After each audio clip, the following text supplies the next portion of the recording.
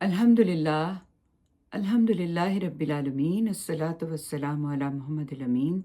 आऊज़ु बिल्लाहि मिनश शैतानिर रजीम बिस्मिल्लाहिर रहमानिर रहीम रब्बि इश्रह ली सदरी व यस्सिर ली अमरी वहलुल उक़दतम मिन लिसानी यफ़क़हू क़ौली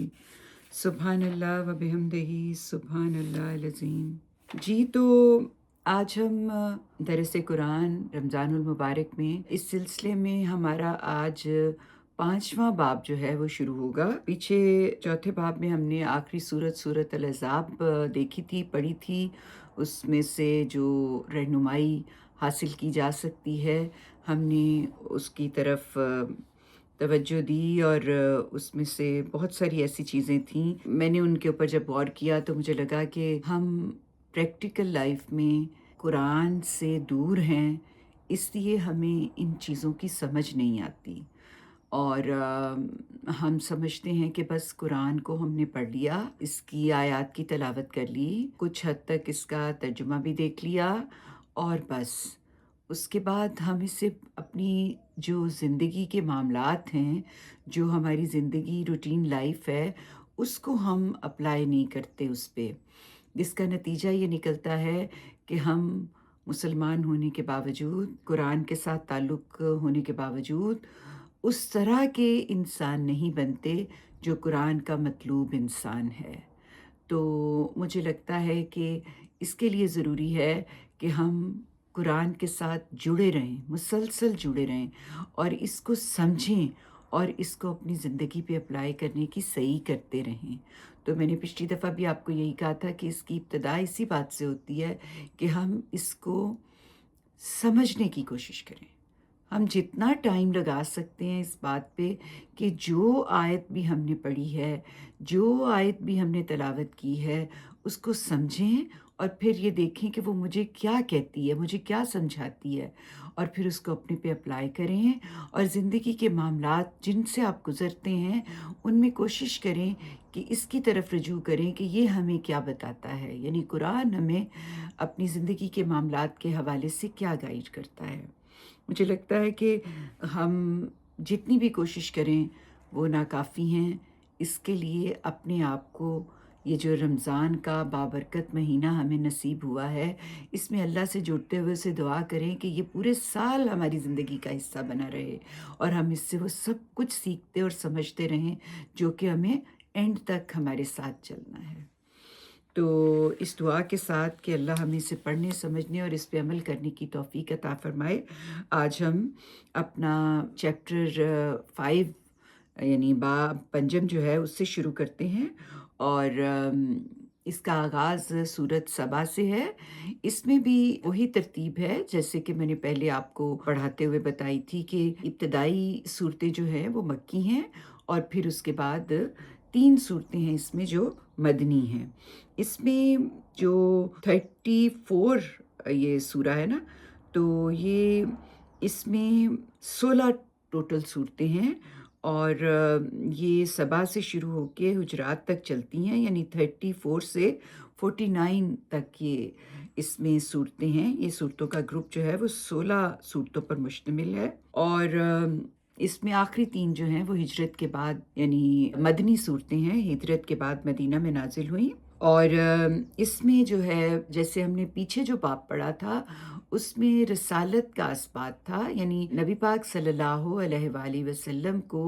जिस तरीके से अहले कुरैश उनका इनकार कर रहे थे, उनकी रिसालत पे एतराज़ात उठा रहे थे, तो पिछला जो हमने चैप्टर पढ़ा वो सारा इस्बात रिसालत पे फोकस करता है। लेकिन तौहीद, आखिरत और रिसालत ये तीनों जो बातें असल में तमाम कुरान का मौजू हैं, वो पिछले बाब में भी मौजूद थी और इस बाब में भी मौजूद हैं। लेकिन इस बाब में जो फ़ोकस है वो तौहीद के इस्बात पर है और इसी हवाले से कुरैश को इंज़ार और नबी पाक सल्लल्लाहु अलैहि वसल्लम और आपके मानने वालों को गलबाए हक़ की बुशारत और उनका तज़किया और तत्हीर की गई है। ये बार-बार मैं आपको बताती हूँ, तज़किया जो होता है वो पाक करना कहलाता है और तत्हीर का मतलब होता है नापाक और طیب جو ہے ان کو علیحدہ علیحدہ کرنا۔ تو اس میں دعوت کے جو مختلف مراحل ہیں، جس طرح باقی تمام ابواب میں وہ موجود ہیں، اسی طرح اس میں بھی ہیں، یعنی دعوت عام، اتمام حجت، ہجرت و برات، اور پھر جزا اور سزا یا ریوارڈ کا جو زمانہ ہے، جس میں تزکیہ اور تطہیر کا جو مرحلہ ہے، وہ ساری اس کے اندر موجود ہیں۔ اور اس میں یعنی جو سورت سبا ہے، وہاں سے جب یہ شروع کرتے ہیں ہم، تو جو سبا اور سورت فاتر ہے، یہ دو صورتیں جوڑا صورت ہیں، اور ان میں جو مرحلہ ہے وہ مرحلہ انذار عام ہے، جس میں کہ تمام لوگوں کو اللہ کے رسول کی طرف سے دعوت پہنچ رہی تھی۔ وہ دعوت جس میں کہ ان کو تنبیہ تھی، انذار تھا، بشارت تھی، بتایا جا رہا تھا کہ اللہ کی طرف سے وحی جو نازل ہو رہی ہے، اس میں جو احکامات آ رہے ہیں ان کو مان لیا جائے، لیکن جو نہیں مان رہے تھے ان کو انذار کیا جا رہا تھا، اور جو مان رہے تھے ان کو بشارت دی جا رہی تھی۔ تو جو اس کے بعد اگلی صورت جو صورت یاسین ہے، وہ ایک منفرد صورت ہے، اور وہ اس سے مرحلہ تمام حجت شروع ہو جاتا ہے اس میں، اور اس کا خاتمہ جو ہے وہ صورت سواد پہ ہوتا ہے، جو 38 سورہ ہے، اور اس میں ان ساری جو صورتیں ہیں اس میں اتمام حجت جو ہے اس کو نمایاں طور پر ہم دیکھ سکتے ہیں، اس میں کہ اتمام حجت کیا ہے اللہ کے رسول نے ان لوگوں پہ جو ان کو ماننے سے انکار کر رہے تھے۔ تو اس کے بعد الاقاف یعنی 46 تک، جس میں کہ سورت زمر ہے، سورت مومن ہے، حامیم سجدہ ہے، سورت شورا ہے، الزخرف ہے، دخان ہے، جاسیہ ہے، اور الاقاف، یہ تمام جو صورتیں ہیں یہ مرحلہ ہجرت و برات کی ہیں، یعنی جب آپ کو اجازت مل گئی کہ اب آپ یہ جنہوں نے ماننا تھا انہوں نے مان لیا، جو انکار کر رہے ہیں انہوں نے انکار کرتے چلا جانا ہے، تو اب یہ جو ہے اس میں ہجرت و برات اور آخری اقدام جو ہے اس کی تیاری کی جائے۔ اور پھر اس کے بعد جو فتح اور نصرت کی بشارت اور تزکیہ اور تطہیر کے مرحلے ہیں، وہ بھی ان صورتوں میں، یہ جو میں نے آپ کو یہ صورت زمر سے لے کے صورت احقاف تک بتائے ہیں، اس سب میں یہ معاملات ڈسکس ہوئے ہیں، زیر بحث آئے ہیں، اور اللہ تعالیٰ نے اس کے ذریعے جو ماننے والے اور نہ ماننے والے ہیں ان دونوں کو بیان کر دیا کہ وہ ان کی پوزیشن کیا ہونے والی ہے۔ اور پھر آخر میں صورت محمد اور صورت فتح اور صورت حجرات، یہ تینوں صورتیں جو ہیں یہ مدنی صورتیں ہیں، اور یہ جو صورتیں ہیں یہ بھی جو اس مدینے میں جانے کے بعد جو تزکیہ اور تطہیر کیا جانا تھا، اور جو اس زمانے کے جو ایمان لانے والے لوگ جس طریقے سے ایک نئی ریاست کا حصہ بن رہے تھے، اور جس طریقے سے ان کو معاملات پیش آ رہے تھے، ان کے اندر جو خدشات تھے، جو چیزیں ان کے سامنے آ رہی تھیں، جس میں کہ نبی پاک صلی اللہ علیہ وآلہ وسلم کا جو سٹیٹس ہے، نبی پاک صلی اللہ علیہ وآلہ وسلم کے ساتھ جس طریقے سے انہوں نے معاملات کرنے ہیں، ان کو زیر بحث لایا گیا۔ اور جو یہ اس مرحلے میں، یعنی یہ 3 صورتیں ہیں جو مدنی ہیں، اس میں جو صورت حجرات جو آخری صورت ہے، وہ ایک ایسے جیسے ایک یونیک سورہ ہے، یہ جیسے تیسرے چیپٹر میں ہم نے دیکھا تھا نا صورت نور ہے، اور چوتھے چیپٹر میں ہم نے دیکھا تھا صورت احزاب،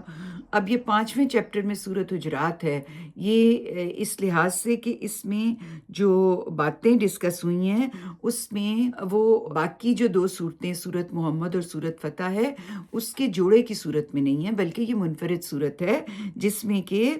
وہ احکامات یا وہ اخلاقی اصول، وہ تمام اخلاقی باتیں جن کے اوپر ایک معاشرہ قائم ہو سکتا ہے، جو ایک نیڈڈ معاشرہ ہوتا ہے، ایک صحیح بنیادی اصول جس کے اندر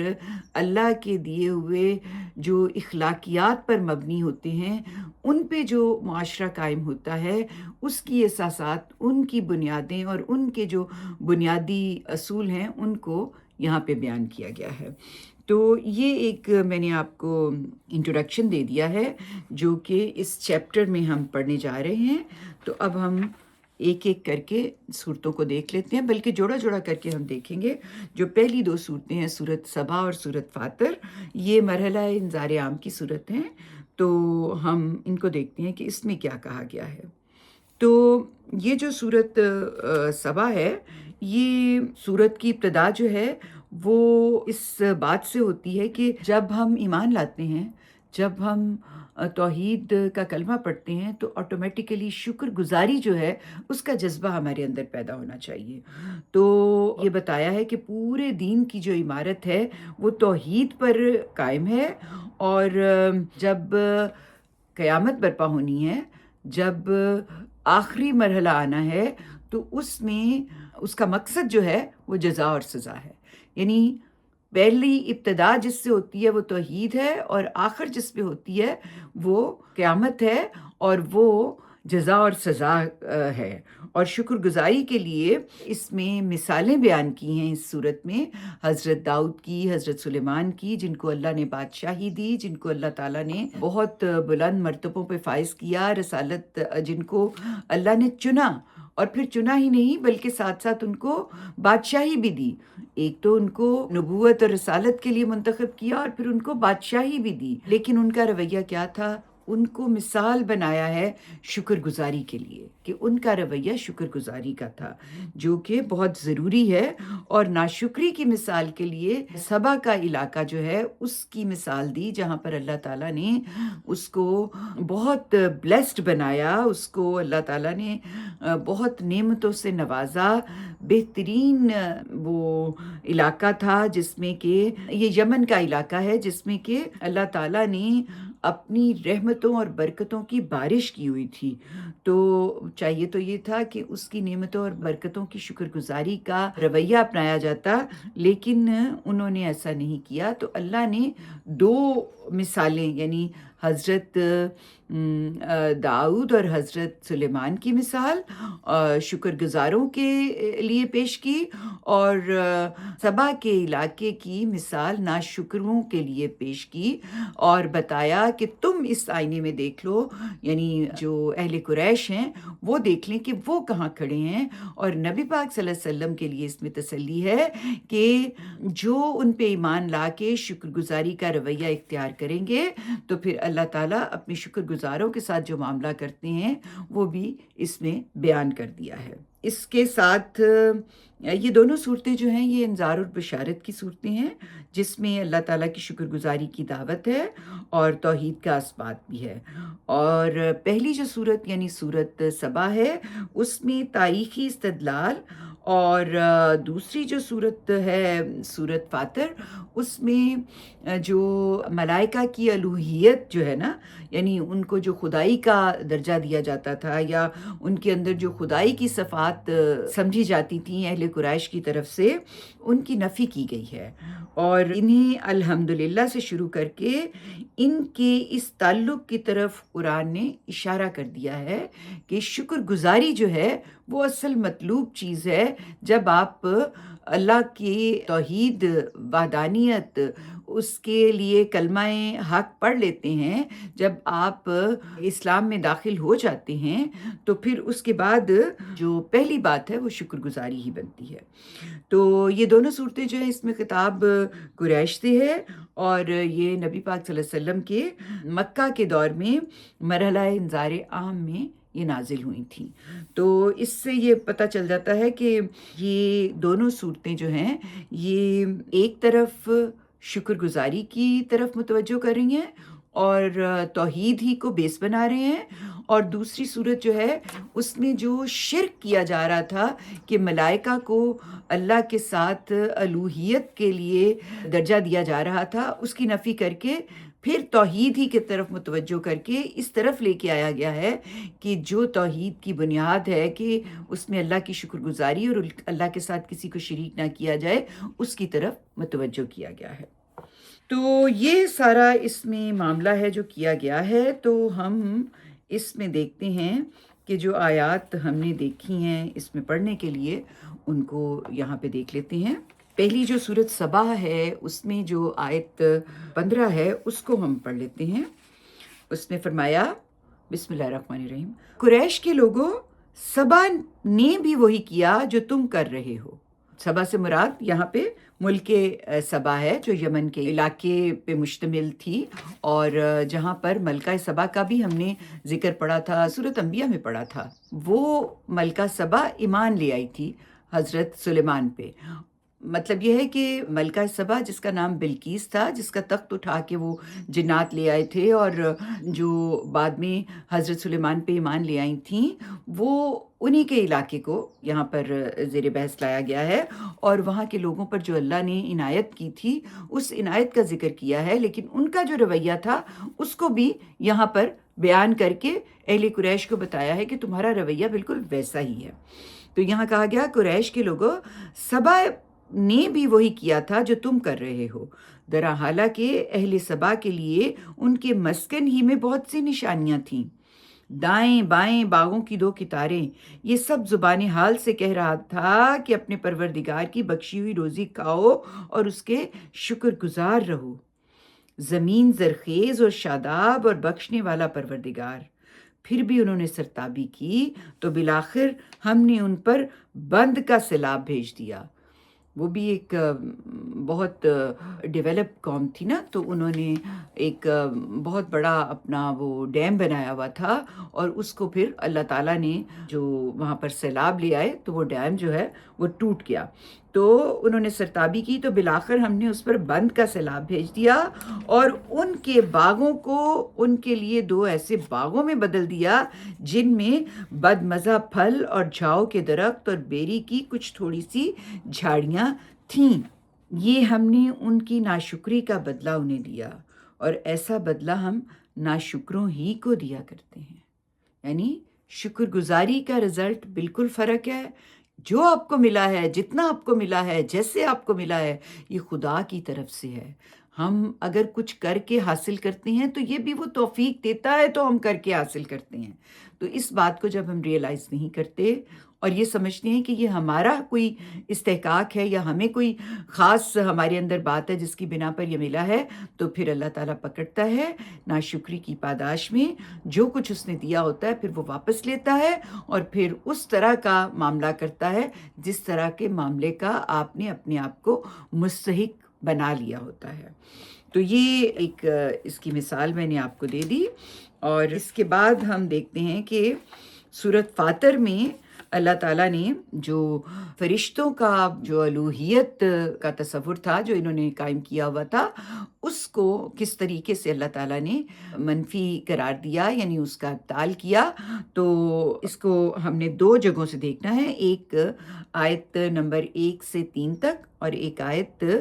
42 سے 45 تک. تو فرمایا، شکر اللہ ہی کے لیے ہے، زمین اور آسمانوں کا خالق، فرشتوں کو پیغام رساں بنانے والا، جن کے 2 3 4 پر ہیں. یعنی یہ ان کی قوت پرواز کے لحاظ سے ان کے اندر جو مختلف درجے ہیں ان کا بیان ہے. تو اس سے یہ بات بھی ظاہر ہوتی ہے کہ کوئی بنانے والا ہے جس نے اس کو اس طرح سے بنایا ہوا ہے. تو کہا جن کے 2 3 4 پر ہیں، وہ خلق میں جو چاہے اضافہ کر دیتا ہے، یقیناً وہ ہر چیز پر قادر ہے. اللہ جو رحمت بھی لوگوں کے لیے کھول دے تو کوئی اسے روکنے والا نہیں ہے، اور جس کو روک لے تو اس کو روک لینے کے بعد پھر اسے کوئی کھولنے والا نہیں ہے. وہی عزیز اور حکیم ہے. اس لیے لوگو، اللہ کے جو احسانات تمہارے اوپر ہیں ان کا دھیان کرو. کیا اللہ کے سوا کوئی اور خالق ہے جو تمہیں زمین اور آسمان سے روزی دیتا ہے؟ نہیں، اس کے سوا کوئی معبود نہیں. پھر کہاں اندھے ہوئے جاتے ہو؟ یعنی وہ جب یہ کہتے تھے کہ اللہ کے ساتھ فرشتے بھی جو ہیں ان کے اندر بھی وہ صفات موجود ہیں جو اللہ کی صفات ہیں، جو کہ مالک اور خالق ہے، جو کہ رب ہے، پالتا ہے، اس میں شاید کوئی حصہ فرشتوں کا بھی ہے. تو اللہ تعالیٰ نے اس کی طرف متوجہ کر کے اس کی نیگیشن کر دی. اس کا کہا کہ یہ بالکل غلط بات ہے جس کو تم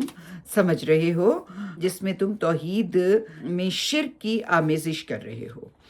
تو اس کو بتایا. اب ہم آگے آیت 42 سے 45 تک دیکھتے ہیں.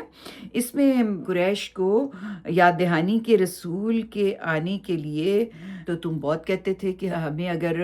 کوئی کتاب ملی، کوئی رسول ہمارے درمیان آیا تو ہم اس کو مانیں گے اور اس پر ایمان لائیں گے اور اس کے مطابق زندگیاں بہترین کر لیں گے، لیکن تمہارا رویہ اس سے بالکل مختلف ہے۔ تو یہاں پر یہ فرمایا، یہ اس سے پہلے خدا کی کڑی کڑی قسمیں کھاتے رہے کہ اگر ان کے پاس کوئی خبردار کرنے والا آیا تو یہ دوسری ہر قوم سے زیادہ ہدایت قبول کرنے والے ہوں گے۔ پھر جب ان کے پاس ایک خبردار کرنے والا آ گیا تو زمین میں اپنے آپ کو بڑا سمجھنے کی وجہ سے اس کے آنے نے ان کی بیزاری اور ان کی بری چالوں کے سوا کسی چیز میں اضافہ نہیں کیا، یعنی متکبر ہو گئے، استکبار کیا۔ اور صرف یہی نہیں بلکہ اس کے خلاف چالیں چلیں۔ تو فرمایا، بری چال تو بالآخر اسی کو گھیرتی ہے جو بری چال چلتا ہے۔ بڑی توجہ طلب بات ہے کہ جب ہم کسی بات میں یہ سمجھتے ہیں کہ ہم بہت سیانے ہیں اور ہم کوئی ایسی چال چل سکتے ہیں جس سے کہ ہم اپنے لیے تو بہتری نکال لیں اور دوسرے کا نقصان کر دیں،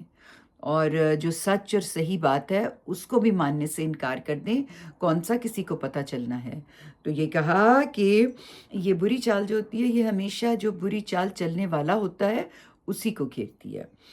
اب یہ اسی سنت کے ظہور کا انتظار کر رہے ہیں جو اگلوں کے لیے ظاہر ہوئی تھی۔ یہی بات ہے تو تم خدا کی اس سنت میں ہرگز کوئی تبدیلی نہ پاؤ گے اور نہ خدا کی اس سنت کو کبھی ٹلتا ہوا دیکھو گے۔ کیا یہ زمین میں چلے پھرے نہیں کہ دیکھتے کہ ان لوگوں کا انجام کیا ہوا جو ان سے پہلے گزرے ہیں، درا حالانکہ وہ قوت میں ان سے کہیں بڑھ کے تھے۔ انسان کے لیے بہت سی چیزیں ہیں، اگر وہ اپنی بصیرت کی آنکھیں یعنی بصارت کے ساتھ بصیرت کو بھی ایکٹیو رکھے تو اس کو نظر آتا ہے کہ دنیا میں اس کے لیے کتنی مثالیں ہیں جو اللہ تعالیٰ نے ہر موقع کے لیے رکھی ہوئی ہیں، اور کچھ بھی نہیں تو اپنی تاریخ پہ نظر ڈال لیں تو انسان بالکل اس جگہ پہ پہنچ جاتا ہے جہاں کہ اس کو پہنچنا مطلوب ہے۔ لیکن کیا ہے کہ انسان دھوکے میں آتا ہے، اپنے ہی جو خواہشات ہیں، اپنی ہی جو اس کی ضروریات وہ سمجھتا ہے جو خواہشوں کی صورت میں اس کے پاس ہوتی ہیں، ان کی وجہ سے وہ اس طرح سے اگنور کرتا ہے۔ اس وجہ سے یہ اس کیفیت میں آ جاتا ہے کہ جو سچ اور صحیح بات بالکل واضح اس کے سامنے ہے وہ اس کو ماننے سے انکار کر دیتا ہے۔ تو یہ کہا کہ اگر یہ ایسا کرتا ہے تو پھر اللہ تعالیٰ کی سنت میں کوئی تبدیلی نہیں۔ بہت لوگ ہیں جن کے ساتھ اللہ تعالیٰ نے یہ معاملہ کیا، سنت خدا ہے یہ کہ رسول جب درمیان میں آ جاتا ہے اور جو نہیں مانتا پھر اس کے اوپر عذاب نازل ہوتا ہے۔ تو کہا، لوگوں کوئی چیز ایسی نہیں کہ خدا کو عاجز کر دے، نہ زمین میں اور نہ آسمانوں میں، اس میں شک نہیں کہ وہ سب کچھ جانتا ہے، بڑی قدرت والا ہے۔ لہٰذا ایک دن یہ بھی پکڑے جائیں گے۔ لوگوں کو ان کے اعمال پر اگر اللہ فوراً پکڑتا تو زمین کی پشت پر کسی جاندار کو باقی نہ چھوڑتا، مگر وہ انہیں ایک مقررہ مدت تک مہلت دیتا ہے۔ پھر جب ان کی مدت پوری ہو جاتی ہے تو لازماً پکڑتا ہے، اس لیے کہ اللہ اپنے بندوں کو دیکھنے والا ہے۔ اس کے بعد اب یہ جو سورت یاسین ہے یہاں سے لے کے ہم سورت صاد تک دیکھ لیتے ہیں۔ اس میں 3 صورتیں ہیں، یعنی سورت یاسین، سورت صافات اور سورت صاد۔ اب یہ جو 3 صورتیں ہیں یہ مرحلہ اتمام حجت کی صورتیں ہیں، یعنی حق کو بالکل واضح، یہ پیچھے تو باتیں بتائی جا رہی ہیں نا، یعنی پہلے میں ملکہ سبا کی جو زمین سبا تھی اس میں ناشکروں کا واقعہ بیان کیا، ان کا رویہ بیان کیا۔ پھر اس کے بعد صورت یہ فاتر ہے، اس میں جو ان کا ایک مسکنسیپشن تھا فرشتوں کے بارے میں اس کے حوالے سے انہیں بتایا، اور توحید جو ہے اس کو ان کے سامنے اچھی طرح سے اس کو واضح کیا۔ لیکن اب جو اگلے مرحلے میں صورتیں آ رہی ہیں یہ اب مرحلہ تمام حجت ہے، یعنی اب ان کے پاس انکار کی گنجائش نہیں ہے، صاف پتہ چلتا ہے کہ بات بالکل واضح ہو گئی ہے، ان کو سمجھ آ گئی ہے، لیکن اب وہ استکبار کر رہے ہیں، اب وہ تکبر کر رہے ہیں، اب وہ ماننے کو جان بوجھ کے ریجیکٹ کر رہے ہیں۔ تو یہ وہ صورتیں ہیں جس میں کہ یہ بیان کیا گیا ہے۔ اب یہ سورت یاسین کو اگر دیکھیں تو کہا کہ یہ ایک منفرد صورت ہے نا، تو اس میں اتمام حجت کے باب کی جو ہے وہ ابتدا ہو رہی ہے، اور اس میں جو مضمون ہے وہ پچھلی صورتوں والا ہی ہے، یعنی توحید کا ہی اس بات ہے، لیکن اس میں عذاب کی دھمکی اور ڈرانا اور ڈانٹ ڈپٹ، جس کو تنبیہ اور تہدید، ملامت اور زجر و توبیخ کہتے ہیں، وہ بہت نمایاں ہو کے اس میں آ گئی ہے۔ اور یہ اس میں جو صورت یاسین میں جو بات کی ہے، یعنی اتمام حجت کے حوالے سے جو باتیں کی ہیں، وہ اگلی دو صورتوں میں اور بھی شدت سے بیان ہوئی ہیں۔ تو اب ہم ان کو دیکھتے ہیں۔ ان میں سے جو ہم نے آیات سلیکٹ کی ہیں، پہلے ہم ان کو دیکھ لیتے ہیں۔ اللہ کے نام سے جو سراسر رحمت ہے، جس کی شفقت ابدی ہے۔ فرمایا یہ سورت یاسین ہے، یہ سراسر حکمت قرآن کی گواہی دیتا ہے کہ یقیناً تم رسولوں میں سے ہو۔ ایک منٹ آپ مجھے دیں، اس میں انہوں نے جو اس کا ترجمہ کیا ہے، اس میں ایک لفظ مسنگ لگ رہا ہے۔ میں چاہتی ہوں کہ اس کو ہم دیکھ لیں کہ اس کے ترجمے میں اگر کوئی بات آ رہی ہے تو کیسے آ رہی ہے۔ جی، اس کا ترجمہ اس میں یہ کیا ہوا ہے کہ یہ سورت یاسین ہے، شاہد ہے پر حکمت قرآن کہ تم رسولوں میں سے ہو۔ اور اس کی یہاں یہ کیا ہے کہ یہ سراسر حکمت قرآن گواہی دے رہا ہے، یہ سراسر حکمت قرآن گواہی دیتا ہے کہ یقیناً تم رسولوں میں سے ہو۔ تو یہ گواہی پیش کی ہے قرآن پاک کی، نبی پاک صلی اللہ علیہ وآلہ وسلم کی رسالت کے حوالے سے کہا یہ سورت یاسین ہے، یہ سراسر حکمت قرآن گواہی دیتا ہے کہ یقیناً تم رسولوں میں سے ہو، ایک نہایت سیدھی راہ پر۔ یہ پورے اہتمام کے ساتھ اس ہستی کی طرف سے اتارا گیا ہے جو زبردست ہے، جس کی شفقت ابدی ہے۔ یعنی جو زبردست ہے، یہ انذار ہے، یہ تنبیہ کی جا رہی ہے، اور جس کی شفقت ابدی ہے، یہ بشارت ہے کہ یعنی اس کی رحمت اور اس کی شفقت ہمیشہ ہمیشہ کے لیے ہر ایک کو ملے گی جو اس کا اہل خود کو ثابت کرے گا۔ تو اس میں انذار بھی آ گیا اور بشارت بھی آ گئی۔ فرمایا اس لیے اتارا گیا ہے کہ تم ان لوگوں کو خبردار کرو جن کے اگلوں کو خبردار نہیں کیا گیا تھا، لہٰذا غفلت میں پڑے ہوئے ہیں۔ یعنی بنی اسماعیل کو کہا گیا ہے نا، کیونکہ ان کے پاس کتاب نہیں آئی تھی، تو ان کے لیے یہ کہا جا رہا ہے کہ ان کو خبردار کرو جن کو اگلوں کو خبردار نہیں کیا گیا تھا، لہٰذا غفلت میں پڑے ہوئے ہیں۔ ان میں سے بہتوں پر ہماری بات پوری ہو چکی ہے، سو وہ ایمان نہیں لائیں گے۔ وہ ایسے متکبر ہیں کہ ان کی گردنوں میں ہم نے گویا توق ڈال دیے ہیں۔ یعنی یہ جو تکبر کرنے والے، استکبار کرنے والے لوگ ہوتے ہیں نا، استکبار سے مراد یہ ہے کہ ان کو سمجھ آ گئی ہے، ان کو پتہ چل گیا ہے کہ بات ٹھیک کیا ہے، لیکن وہ پھر بھی ماننے سے انکار کرتے ہیں۔ تو وہ ایسے ہیں جیسے ان کے گردنوں میں توق پڑا ہوا ہے۔ کس چیز کا؟ ان کے اپنے ہی تکبر کا، ان کی اپنی ہی سوچ، جس میں کہ وہ حق کو ماننے کے لیے تیار نہیں، جس میں کہ وہ اس بات کو تسلیم کرنے کے لیے تیار نہیں جس کی ان کو سمجھ آ گئی ہے۔ تو یہ ایک توق ہے جو ان کے اندر پڑا ہوا ہے، کس کا؟ ان کے اپنے تکبر کا، اور وہ ٹھوڑیوں تک پہنچے ہوئے ہیں، سو ان کے سر اٹھے رہ گئے ہیں۔ ہم نے ان کے آگے بھی ایک دیوار کھڑی کر دی ہے اور ان کے پیچھے بھی ایک دیوار کھڑی کر دی ہے۔ یہ نا ایک پوری پکچر بنی ہوئی ہے استکبار کرنے والوں کی، کہ ان کی سچویشن کیا ہے۔ اندر ان کا گواہی دے چکا ہے، ان کو سمجھ آ گئی ہے، لیکن ان کے اندر کی جو متکبرانہ رویہ جس کی انہوں نے اصلاح نہیں کی، اس کے نتیجے میں ان کی تصویر یہ بن گئی ہے۔ اور فرمایا اس طرح ہم نے ان کو ڈھانک دیا ہے تو انہیں اب کچھ سجھائی نہیں دے رہا۔ ان کے لیے برابر ہے، تم انہیں خبردار کرو یا نہ کرو، وہ نہیں مانیں گے۔ تو تم اے پیغمبر صرف انہی کو خبردار کر سکتے ہو جو نصیحت پر چلیں اور بن دیکھے خدائے رحمان سے ڈریں۔ سو اس طرح کے لوگوں کو مغفرت اور خدا کی طرف سے باعزت صلے کی بشارت دو۔ یعنی ایک طرف متکبرین، مستکبرین کی بات بتائی کہ ان کا منظر کیا ہے، اور جو ماننے والے ہیں ان کو بھی بتا دیا کہ وہ کیسے ہوں گے، اور ان کو اس کے صلے میں باعزت روزی دی جائے گی۔ تو یہ ہم نے سورت یاسین کی کچھ آیات جو ہیں ان کو دیکھا. اب سورت صافات اور سورت صاد جو ہے اس کو دیکھ لیتے ہیں. ان دونوں کا موضوع جو ہے وہ منکرین توحید جو ہیں ان کو ہی ڈرانا اور سزا جو ان کو ملنے جانے والی ہے اس کے حوالے سے متنبع کرنا ہے. اور پہلی صورت یعنی سورت صافات جو ہے اس میں انکار، اور دوسری صورت میں جو سورت صاد ہے اس میں استکبار پر تنبیہ کی گئی ہے. یعنی جو نہیں مان رہے، انکار کر رہے ہیں، ان کو پہلی صورت میں ایڈریس کیا ہے، اور جو باقاعدہ تکبر یعنی ایک برتر طریقے سے ریجیکٹ کرنے کا جو انداز ہے اس کو دوسری صورت میں مخاطب کیا ہے. اور ساتھ ہی ساتھ نبی پاک صلی اللہ علیہ وسلم کو صبر و استقامت کی تلقین کی ہے، اور اسی حوالے سے انہیں گزشتہ انبیاء جو گزرے ہیں، انبیاء علیہ السلام، ان کی سرگزشتیں سنائی ہیں تاکہ ان کو صبر اور استقامت کی جو ایک تلقین کی جا رہی ہے اس کے اوپر عمل پیرا ہونے میں آسانی ہو سکے. اس میں خطاب اصلاً قریش سے ہی ہے، لیکن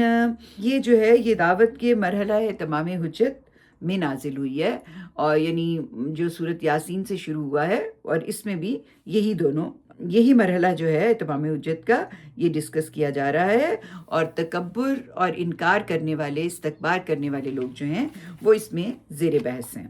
تو سورت صافات جو ہے اس کو دیکھ لیتے ہیں. اس میں یہ جو ویسے تو میں نے بتایا نا کہ یہ پورا جو چیپٹر ہے یہ توحید کے اسبات کو یعنی توحید کو ثابت کرنے کے لیے جو مثالیں دی جا سکتی ہیں وہ دی گئی ہیں اس میں. تو لیکن اس میں جو پیچھے سورت فاتر میں بتایا تھا اسی طریقے سے اس سورت میں بھی ملائکہ کو ان کی جو الوہیت ہے اس کی نفی بھی کی ہے، اور اس کے ساتھ ساتھ جو توحید کی روح ہے اس کا بھی بیان ہے. تو ہم دیکھتے ہیں کہ اس میں ہم نے کیا، اس کا جو ابتدائی آیات ہیں وہ اس میں سلیکٹ کی ہیں میں نے، اور میں چاہتی ہوں کہ وہ آپ کے سامنے میں پڑھ دوں. اللہ کے نام سے جو سراسر رحمت ہے، جس کی شفقت ابدی ہے. فرمایا، صفے باندھے حاضر رہنے والے فرشتے گواہی دیتے ہیں، پھر شیطانوں کو جھڑک کر ڈانٹنے والے، پھر خدا کو یاد کرنے والے کہ تمہارا معبود ایک ہی ہے. یعنی اگر آپ ان صفات پر غور کریں تو جو اس کی ترتیب بنتی ہے نا وہ بالکل ایسے جیسے جو ہماری نمازوں کی ترتیب ہوتی ہے نا، بالکل وہی ہے کہ پہلے صف باندھتے ہیں، پھر شیاطین سے تعوذ کرتے ہیں، اور پھر اللہ کی حمد اور ثنا میں مشغول ہو جاتے ہیں. تو یہی بتایا کہ صفیں باندھنے والے فرشتوں کے بارے میں بتایا کہ وہ بھی حاضری اسی طرح کرتے ہیں جیسے کہ انسان جو ہے وہ نماز کی حالت میں حاضری میں ہوتے ہیں. تو کہا کہ صفیں باندھے حاضر رہنے والے فرشتے گواہی دیتے ہیں، پھر شیطانوں کو جھڑک کر ڈانٹنے والے، پھر خدا کو یاد کرنے والے کہ تمہارا معبود ایک ہی ہے، وہی جو زمین اور آسمانوں اور اس کے درمیان کی سب چیزوں کا پروردگار ہے، اور مشرق اور مغرب کے تمام اطراف کا پروردگار.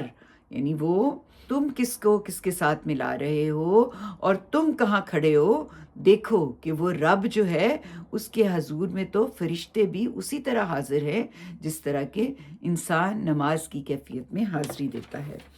تو اس کے بعد جو اگلی آیات ہیں اس میں سے سلیکٹ کی گئیں ان کو بھی ہم دیکھ لیتے ہیں وہ کون سی ہیں. یہ آیت 171 ہے. فرمایا، تم خدا کے رسول ہو. نبی پاک صلی اللہ علیہ وسلم کو مخاطب کر کے کہہ رہے ہیں تم خدا کے رسول ہو، اور رسول کی حیثیت سے اپنے بھیجے ہوئے بندوں کے بارے میں ہمارا یہ فیصلہ پہلے ہی صادر ہو چکا ہے کہ مدد کے حقدار وہی ہوں گے، اور یقیناً ہمارا لشکر ہی غالب رہنے والا ہے. سو کچھ دنوں کے لیے ان سے اعراض کرو اور انہیں دیکھتے رہو، ان قریب یہ بھی دیکھ لیں گے، پھر کیا یہ ہمارے عذاب کے لیے جلدی مچا رہے ہیں. سو جب وہ ان کے صحن میں اترے گا تو بڑی ہی بری ہوگی ان لوگوں کی صبح جنہیں اس سے خبردار کیا گیا. اس لیے چھوڑ دو اور کچھ دنوں کے لیے ان سے اعراض کرو اور دیکھتے رہو کہ ان قریب وہ بھی دیکھ لیں گے. تیرا پروردگار عزت کا مالک ان سب باتوں سے پاک ہے جو یہ بیان کرتے ہیں، اور اس کے پیغمبروں پر سلامتی ہے، اور شکر اللہ ہی کے لیے ہے جہانوں کا پروردگار، یعنی یہ اسی کی عدالت ہے جو اس طرح ظاہر ہوتی ہے اور اہل ایمان کے لیے اس عدل کامل کے ظہور کی شہادت بن جاتی ہے جو آخرت میں ظاہر ہونے والا ہے۔ تو اس میں بڑی بشارت ہے نبی پاک صلی اللہ علیہ وسلم کے لیے، اور ظاہر ہے کہ اس میں جو معاملات جس طریقے سے اہل قریش کر رہے تھے اور جس طریقے سے وہ استکبار، تکبر اور انکار کرتے ہوئے توحید کے اندر ملاوٹ کی کوشش کر رہے تھے، اس پہ جس صبر و استقامت کے لیے نبی پاک صلی اللہ علیہ وسلم کو کہا گیا اور ان کے ماننے والوں کو، اور جس طرح وہ کر رہے تھے صبر و استقامت، اس پہ اللہ تعالیٰ ان کو یہ بشارت دے رہے ہیں۔ اور اس کے بعد ہم آگے چلتے ہیں سورت صاد پہ۔ یہ بھی اس کی بنیاد بھی توحید پر ہے، اور یہ جو قریش ہیں یہ غرور اور شرک پرستی اور جوش جنوں میں جو یہ مخالفت کر رہے ہیں، یہ زیب نہیں دیتی ان کو، کیونکہ اس کی پوری جو اس کو کنڈیم کیا جا سکتا ہے، اس کے اندر جو غلطیاں ہیں اس کو واضح کیا جا سکتا ہے، اس کو پوری طرح واضح کیا ہے، لیکن پھر بھی یہ مخالفت کر رہے ہیں، تو یہ قرآن اس کے لیے یاد دہانی کافی ہے، لیکن اگر یہ نہیں مانتے تو پھر ان کا انجام ان کے سامنے ہو جائے گا۔ اس میں ہم دیکھتے ہیں 3 جگہوں سے ہم ان کی آیات جو ہیں ان کو دیکھ لیتے ہیں۔ جو آیت نمبر 12 سے 16 تک ہے، اس میں ماضی کی بعض سرکش قومیں جو ہیں ان کا حوالہ دیا گیا ہے، اور 17 سے 26 تک حضرت داؤد کی زندگی کا حوالہ ہے کہ وہ کیسے امارت کے باوجود شکر گزاری کی کیفیت میں رہتے تھے، اور آیت 30 سے 40 کے درمیان حضرت سلیمان کی مثال دی ہے جو شکر گزاری میں کمال درجے پہ تھے، اور آخر میں بتایا کہ دنیا کوئی اندھیر نگری نہیں ہے اور اس کا خاتمہ لازماً سزا اور جزا پر ہونے والا ہے۔ یہ اس میں مختلف جو چیزیں ڈسکس کی ہیں ان کو میں نے بیان کیا ہے، اور جو آیت میں نے سلیکٹ کی ہے پہلے ہم اس کو پڑھ لیتے ہیں۔ فرمایا اللہ کے نام سے جو سراسر رحمت ہے، جس کی شفقت ابدی ہے۔ یہ سورت صاد ہے، قرآن گواہی دیتا ہے سراسر یاد دہانی کہ ان کے پاس کوئی دلیل نہیں، بلکہ یہ منکرین سخت تکبر اور زدہ میں مبتلا ہیں۔ ان کا خیال ہے کہ ان کے لیے عذاب کہاں؟ ان سے پہلے ہم نے کتنی ہی قومیں ہلاک کر دیں تو انہوں نے ہائے پکار کی کہ اپنے آپ کو بچا لیں، مگر وہ بچنے کا وقت نہیں تھا۔ یعنی جو ٹائم بچنے کے لیے دیا جاتا ہے، رجوع کرنے کے لیے دیا جاتا ہے، تکبر سے نکل کے حق کو ماننے کے لیے دیا جاتا ہے، وہ انہوں نے ضائع کر دیا، تو پھر کوئی ان کے کام چیز آنے والی نہیں۔ اور آخر میں مخاطبین کے لیے تنبیہ کی ہے اور بتایا ہے کہ وہ جو نبی پاک صلی اللہ علیہ وسلم نے ان کے سامنے آئینہ رکھا ہے اس میں یہ اپنا انجام دیکھ لیں۔ آخری آیت جو ہے وہ اس میں اس طرح سے اس بات کو بیان کیا ہے، فرمایا ان سے کہہ دو اے پیغمبر کہ میں یہ قرآن سنا رہا ہوں تو اس پر تم سے کوئی اجر نہیں مانگتا، اور نہ میں اپنے کو بنا کر پیش کرنے والوں میں سے ہوں۔ یہ تو صرف ایک یاد دہانی ہے دنیا والوں کے لیے، اور یقین رکھو کہ جو یہ خبر دے رہا ہے اس کی حقیقت تم کو بہت جلد معلوم ہو جائے گی۔ یہ بہت ایسی اہم بات ہے جس کو بار بار نبی پاک صلی اللہ علیہ وسلم کو تسلی دیتے ہوئے اور اہل قریش کو تنبیہ کرتے ہوئے رپیٹ کیا گیا ہے، کیونکہ یہ ایک اہم نقطہ ہے کہ وہ جس طریقے سے اس آئینے کو دیکھ ہی نہیں رہے جس میں کہ ان کو اصل حقیقت نظر آنی ہے، اس کی طرف نبی پاک صلی اللہ علیہ وسلم کو کہا کہ ان کو بتا دو، ان کو بار بار سمجھا دو تاکہ آخرت میں ان کے پاس کوئی عذر نہ رہے۔ وآخر دعوانا ان الحمد للہ رب العالمین۔